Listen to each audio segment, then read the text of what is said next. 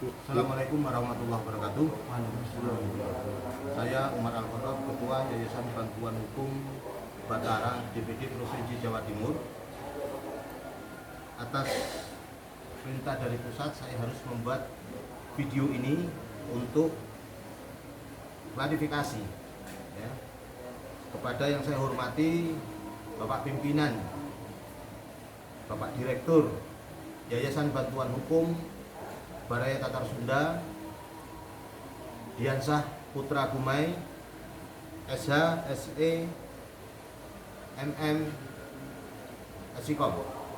Juga Ketua Dewan Pembina Bapak Ustadz Salahuddin Dalumente, SH, MH. Saat ini saya bersama klien dari Batara, yaitu Habib Ali, SH, MH, juga Habib Alwi, SH, MH, MKN, juga Habib Abdullah dan Habib Jamal, ingin mengklarifikasi perihal persekusi wartawan di Boto Putih ya.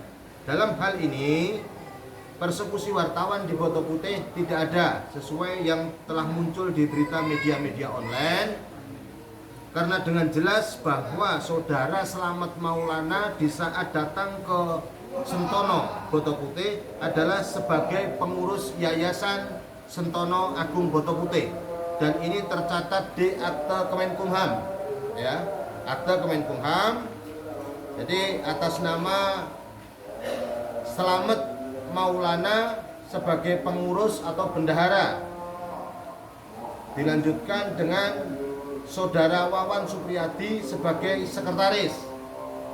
Yang lebih penting adalah R. Arianto Suseno sebagai ketua Yayasan Sentono Agung Boto Putih. Itu yang pertama kami sampaikan. Jadi di saat Slamet Maulana ini datang ke Boto Putih, itu pertama kali mengambil gambar di jamaah Habib Ali ya. Mengambil gambar, kemudian jamaah bertanya di sini, Anda siapa kok mengambil gambar, tapi tidak menjawab dengan bahwa saya itu wartawan, bahwa saya itu siapa, tidak tidak menunjukkan identitas dan jadi dirinya. Kemudian sama jamaah diarahkan untuk masuk ke Habib untuk bertemu. Jadi seperti itu. Tapi adanya masa itu sebetulnya bukan diundang oleh Habib, tidak. Akan tetapi masa yang datang itu disebabkan karena surat pernyataan dari saudara Arianto ya, yang pada hal ini pada hari Jumat tanggal 11 bulan 3 2022 ya. Jadi bulan Maret tanggal 11 ya, 11 Maret 2022 Raden Arianto ini memberikan surat pernyataan berdasarkan kesepakatan warga dan tokoh masyarakat. Saya bertanda tangan di atas menyatakan keberatan atas adanya pengajian rutin Selasa malam Rabu yang tidak pernah izin, dan saya bersama warga keberatan dengan keberadaan para penjaga makam Habib Syekh Habib Muhammad Bafakil, yaitu Habib Abdullah, Habib Jamal, Habib Ali, Habib Alwi. Padahal keempat Habib ini adalah murni keturunan dari Habib Syekh yang menjaga makam Habib Syekh di sini. Ya, saya bersama warga memohon kepada RT dan RW untuk mengeluarkan mereka karena mereka bukan warga Boto Putih. Bahkan selama ini sangat arogan karena mereka para Habib penjaga makam tidak punya etika dan lain-lain. Sangat meresahkan warga Boto Putih. Dengan adanya surat ini kami memohon kepada Kapolsek Simokerto, juga kami mohon kepada Bapak Kapolres Polrestabes Surabaya, juga kepada Dirreskrim Polda Jatim beserta Kapolda untuk mengusut tuntas perihal surat yang sudah membuat provokasi. Ya, jadi surat inilah yang mengundang jamaah tidak terima karena gurunya mau diusir dari tempat ini. Ya, jadi yang namanya jamaah itu ada yang TNI, ada yang Polri, ada yang dari Ormas, seperti saya sendiri dari media dan dari Batara Hukum. Jadi tidak ada sangkut pautnya yang hadir jamaah di sini dari Ormas atau dari mana-mana. Kita tidak bisa tidak boleh melarang dia mau pakai seragam apapun selama dia niat di sini ibadah, bersolawat kepada Rasulullah Muhammad SAW. Kita tidak bisa menentukan harus pakai baju apa. Karena apa? Mereka semua penziarah. Itu yang kedua.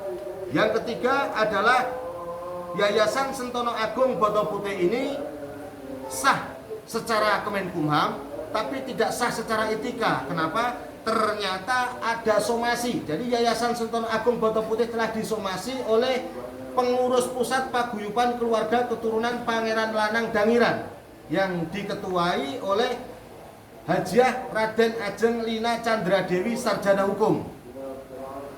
Ya, jadi kemarin diberikan waktu 7 hari ini surat somasinya. Bagi teman-teman media dan teman-teman wartawan, ayo kita jangan mudah diprovokasi oleh orang, jangan mudah media ini diadu domba.